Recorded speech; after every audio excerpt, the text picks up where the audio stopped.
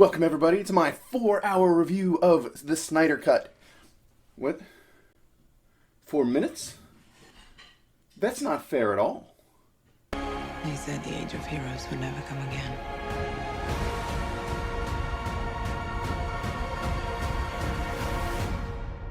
It will. It has to.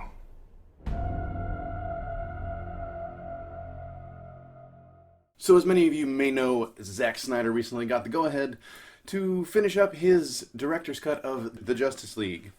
It dropped on HBO Max, and you know what? Let's just get into it. I'm gonna be straight up. The first 2.5 hours, not my favorite. It starts off really slow, and you can tell it's a director's cut. There's a lot of stuff that's left in, there's a lot of slow-mo, there's a lot of development that would have been left on the cutting room floor had he finished it as a normal movie. That said, though, the last hour and a half is possibly the best comic book movie I have ever seen. It's got all the characters in all the right places, doing all the right things. To break this down a little bit further, a lot of the complaints that people had about Joss Whedon's Justice League have been addressed here. Superman's upper lip, not a problem anymore. We have the black suit, we have Batman actually acting like Batman, and we have the Flash being the quippy Barry Allen that we're used to. Aquaman probably deserved a little bit more development than just cool, soaking wet badass, and Cyborg maybe should have been more than just an emo robot. Minor problems, in my opinion. Wonder Woman, as always, was fantastic. Gal Gadot's performance blows everything out of the water. There's a lot of setup for what would have been The Snyderverse? We have setup for things like the Aquaman movie, which we already have, but we've also got set up for The Nightmare, which would have probably been Flashpoint or Injustice. We may still see that since there is a Flash movie still in development, but who knows. It seems like the DCEU is going to be built around Jason Momoa, Gal Gadot, and The Rock for some reason.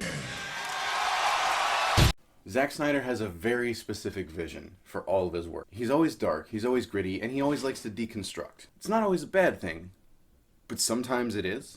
If you look at The Watchmen, what a lot of people were upset about was it was dark and gritty without holding to the spirit of the story. Personally, I think Watchmen was great, but I see where people are coming from. There were key changes made to that movie that did kind of change the motivations of the characters from the actual graphic novel. Still made for a great film. In Zack Snyder's last two endeavors, I think he did a good job of keeping characters motivated properly. Sure, they kind of rushed things, but given the timeline, I understand. To appreciate the Snyder Cut, you do have to have a little bit of grace for Batman vs. Superman. The characters in Batman vs. Superman were great, the storytelling, not necessarily. Which is surprising for Zack Snyder, because that boy can tell a story. 300 is a great example of him taking a very basic historical event and was able to make it into a cinematic experience. I do think he redeems himself here, though. Because, like I said, those first 2 to 2.5 hours, kinda slow, but he at least takes the time to set up those characters and get you invested in their motivations. Everybody had something to lose. Everybody had a reason to do the things they needed to do, and everybody had a reason to be afraid. But no one's purely motivated by fear. It's complex, and Zack Snyder understands complex. The man's personal life is very complex. The reason he didn't get to finish this movie in the first place was he had a family tragedy. He had to step away from the project. Warner Brothers brought in Joss Whedon and notoriously bungled the project. Ever since then, the fans have been clamoring for this to come out. And I was very skeptical when it was announced. However, I'm actually pretty glad it came out. Since it's a 4-hour experience, I'm not sure that I'm going to be watching it again anytime soon, but I'm very glad that I did make it all the way through. I watched it in 2 parts. The second half, a superior film in all ways. The first half is still good, and it's necessary for the second half. But the first half, just work through it. If you can get through those 2 hours and get through all the setup, you're going to meet all the characters you need to meet, and it's worth it. Ultimately, the fanboys were right. I will hopefully never say that again, because fan bases are toxic and evil and probably going to attack me for this. What's up, boys? If you have HBO Max, go watch the Snyder Cut. If you don't have HBO Max, I'll sell you my password.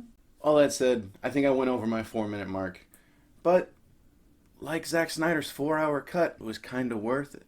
Hit that like button, hit the subscribe button, hit the bell notification button so that you can know every time I do something out of the blue like this, or anytime we release a normal video. Links in the description to our Patreon, to the Suicide Prevention Hotline, and buy my book. Buy my book! Buy my book! Say goodbye.